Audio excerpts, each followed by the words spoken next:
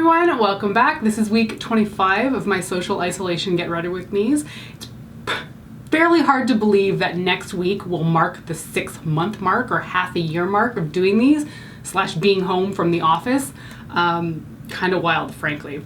Okay, so this week I asked if you guys wanted to see the Tarte Swamp Queen palette, which was a collaboration with Graveyard Girl several years ago, or the Fenty Beauty Moroccan Spice palette. Moroccan Spice palette one was 69%, which is a significant chunk over the Swamp Queen palette, so that's what we're going to be using today. And because lately I keep forgetting to show the palette at the start of the video, let's do that now. So this is the Fenty Beauty Moroccan Spice palette. I love the exterior packaging, but I feel like it is completely non-representational of what's actually on the inside. Oh, the glare. So when you look at this, you see kind of like smoky purples and a little bit of like moving into like paler lavender over here. And then you open it up and you're like, what happened?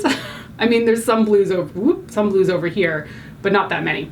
Anyway, this is a phenomenal palette. I was sent this by PR quite a few years ago now, and this was one of those palettes that initially when I looked at it, I passed on it because I was like, I don't think I really need those colors in my life because I probably already have it. But then I got it in from PR, tried it out, and I was so in love with it that it was one of those things that I was so mad at myself for having passed on it initially. I really wish I had just picked it up when it first came out, as opposed to getting it in PR and then later realizing how much I loved it. Anyway, this one is a phenomenal palette, and this is what we're going to be using today. So for today's look, I want to do a halo eye because I don't do them that often, but sometimes it can turn out really nicely, and because there's so many like golden shades in this, and I'm super into like the oranges, reds, and golds right now, because it's becoming fall and it's finally colder outside. It's about 16 degrees. I'm very happy. I just want to do something a little bit thematic for autumn. Unfortunately, this is one of those palettes where the shade names are not printed on the inside. That always kind of drives me a little bit bonkers. They're on the back, so I'm going to keep referring to the back. So the shade I'm going in with is called Quicksand, and I'm going to use that through my crease. This is one of those perfect peachy crease colors as far as I'm concerned. Oh, it's been a while since I've used this palette and I forgot just how smoothly it goes on. Fenty keeps releasing, I feel like, mini palettes now, and I want larger ones, to be honest. I wasn't that taken with the, I think it's the 6-pan palettes. The color combos didn't really appeal to me. I think sometimes I feel like it's just because there's not enough variety in a mini palette. Some color combos can really be amazing, but if there's not enough variety, or I feel like there's no like transition colors between, like, let's say it's a palette with like a white and a purple and then like some silvers in there, I always feel like that's a weird combo. I always want something like a little bit like of a softer lavender or something in there. I don't know if I'm describing that right, but I often feel like mini palettes just don't have enough transitory colors in them. Okay, with that in place, I'm going in with Saffron, which is this bright red, and I'm putting it on the outer corner here, dragging it through the crease at the top, but leaving a gap right there, and then putting it on the inner corner as well. Or inner third, I should say. So this week is a little bit sad because I think it was next week that we were supposed to be leaving for a trip to Norway and Sweden. It's supposed to be a 2-week trip that we'd planned quite a while ago because I always plan my vacations super far in advance. But obviously with coronavirus happening still, canceled that. And we do have a travel credit for the next year with Icelandair where we can go actually anywhere that Icelandair travels. I would like to go to Norway and Sweden, but it's totally going to depend on what the situation is like next year for travel. We could always use that credit and go to Iceland again. Really did love Iceland. And we didn't get to do the ring around the island last time. We were mostly centered in Reykjavik and went to the Blue Lagoon and a few other things around that area, but definitely didn't get to explore the breadth of Iceland. And that being said, I don't actually know where else Icelandair travels to. I'm assuming quite a few European countries because they have this like layover option where you can fly through Reykjavik. Well, not technically Reykjavik because the airport is not actually in Reykjavik. It's about an hour outside, but you can travel through Reykjavik. I think they even give you like stopover options, like you can stay for a day and then continue to some European countries, which is what was going on with our Norway trip. We were transitioning through Reykjavik, but it's not even, again, I keep saying Reykjavik, it's Keflavik Airport. We were transitioning through Keflavik, but we weren't staying that long. I'm then going to take a little bit of Cumin Get It on a flat shader brush and just put that at the very edges of where Saffron is. Still leaving a little bit of a gap right there. Although on this side, well, it's not really much of a gap, is it, on either side? But there's going to be a gold going over top of that area. Okay, and for that gold, I think I'm going to take Casablanca here, which is a little bit more warm tone. This shade over here is called Marrakesh, and I could use that, but I want something a little bit more warm overall.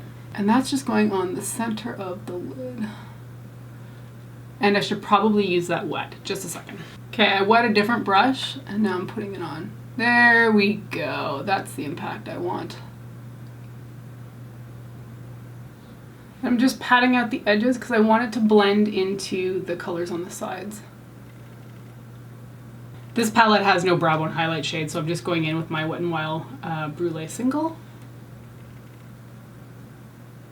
Okay, so with Halo eye looks, I don't love a winged liner because I feel like it kind of destroys the whole effect of keeping the light in the center. So I am going to be doing some liner with my Physicians Formula Eye Booster because I'm going to put false lashes on, and I'm not very good at, even when I have an invisible band on my false lashes, getting it close enough to my lash line that it looks realistic. So I'm going to put a very thin line as a guide for me at the base of my lashes.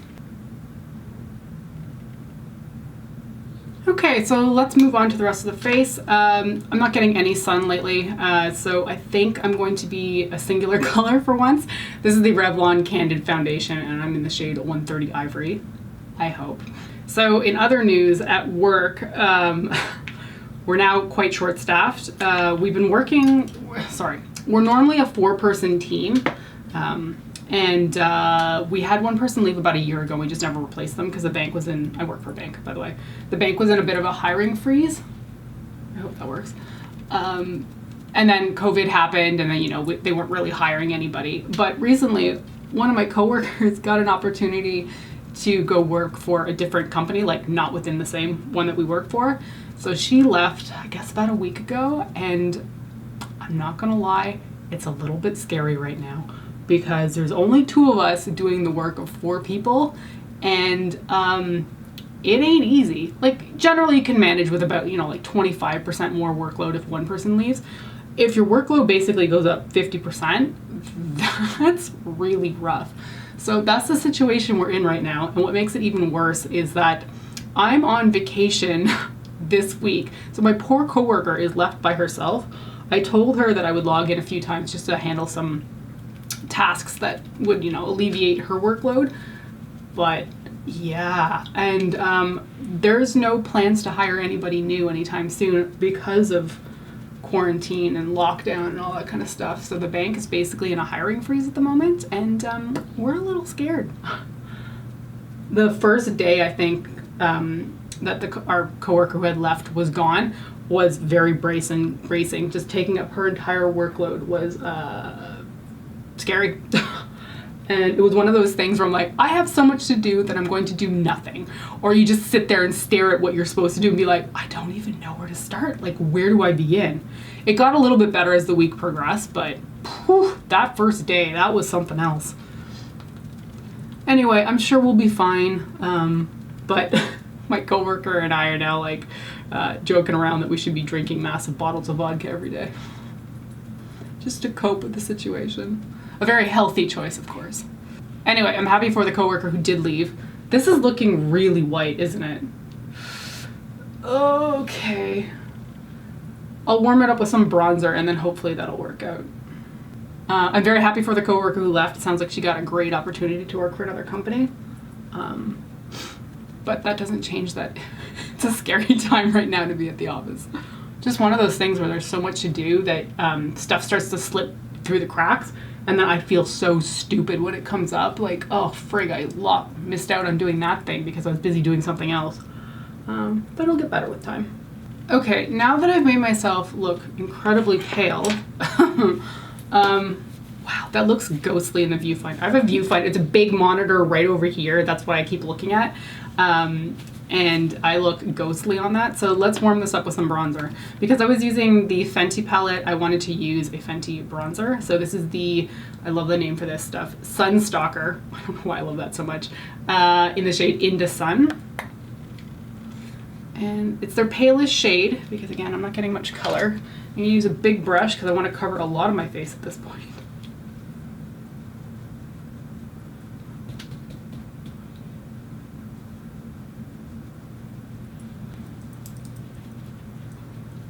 Okay, I think that kind of made it a little bit more even, a little bit less ghastly.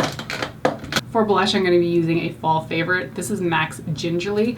I was first introduced to this rather boring looking shade by Allison Anderson, as she's now called on YouTube, but she used to go by Amarique back in the day. She used to be my absolute favorite YouTuber for makeup. She still posts content, but it's very much more travel oriented and a little bit more photography as well. I still like her content, but it's definitely not what I originally subscribed for. But there's something very pleasing about her personality and her appearance and how she films stuff that makes me keep watching.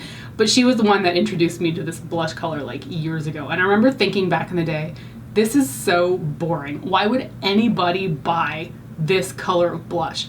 But honestly, there's something so flattering about this tone and any boring looking blush. I don't know what it is. The more boring in the pan, generally the more flattering on the face. It's like Tarte's Exposed blush too. That thing looks so boring. And then you put it on, you're like, well, that was transformative. So yeah, just a little bit of a natural flush really. It doesn't, I feel on my skin it takes on more of a warm tone than just like this brown seems to appear. And it's really lovely. Did I say the name? Jeez. MAC's Gingerly? Good shade. And because I just got this from my friend Julie, I want to use this. This is MAC's Whisper of Guilt Extra Dimension Skin Finish. I already have it in a different type pan, but I'm such a sucker for snowflakes that I want to use this one in particular today. And I mean, Whisper of Guilt is a winner. That is so pretty. Okay, that is face done. I'm going to zoom you back in and let's finish up the eyes. So for eyes, I'm going to be sticking with a liner that I've been using a lot recently, and that's the Marc Jacobs Highliner Gel Crayon in the shade Fine Wine. And I'm just going to line my lower waterline with this and smudge it between the lashes here. And I'm just going to take, I think it was Saffron. Yeah, Saffron and a small brush here.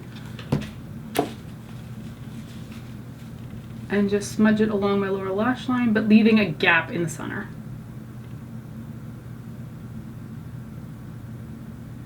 And then to blend that all out, I'm going back in with, oh, what do you call it? Quicksand, same brush that I was using on my lower lash line.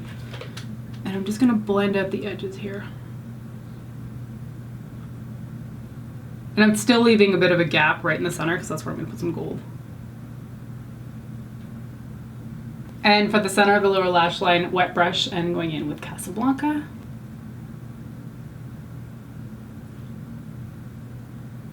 That was probably a bit more than I needed. And then for the inner corner of the eye, I don't want to use gold because I don't want it to detract from the center. So I'm gonna try Moroccan Ice, which looks white, but there's a little bit of a pink reflect to it. And I'm just gonna put that on the inner corner. Okay, that works, good. Yeah, I didn't want the gold here to be on the inside because I feel like that would be a bit much, but I wanted a little bit of light here. And that blends into the red nicely. Okay, I'm gonna cut what I consider all the boring parts, which is mascara. I'm using my Milk Kush mascara. Applying some false lashes by Socialize. They are the Glamorous Shorty. I'll put my brows on and then I will be right back.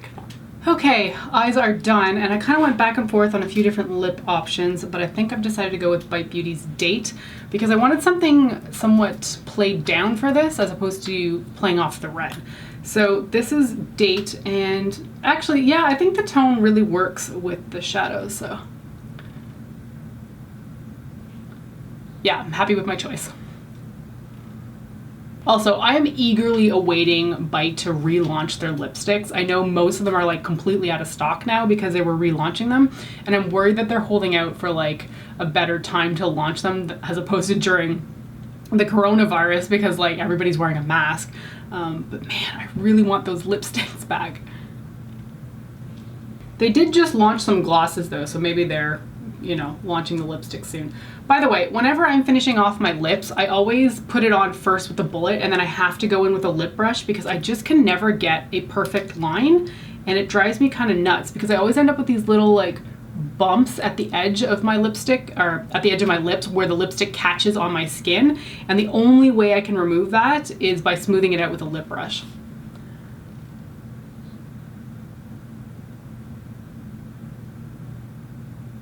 Okay, so that is the finished look for the Moroccan Spice palette. It's been a while since I've used it, and I really just truly love the color combos in here.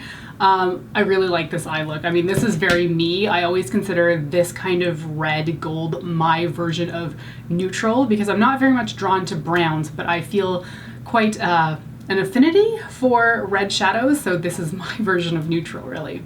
I'm also quite pleased with my lip color look because it really tied into the red without being like a red lip, which is what I normally try to match. I don't know what it is, but I always try to match my like eyeshadows to my lip color, and I feel like sometimes it's a little bit too strong, but this one really worked out, and honestly I do feel like the lip color is being made to look a little bit darker because of the eyeshadows, but hey, works out in my opinion. So that's gonna be it for week 25 of my social isolation get ready with me's. I hope you enjoyed the chatty talk through tutorial, and I will hopefully see you next week.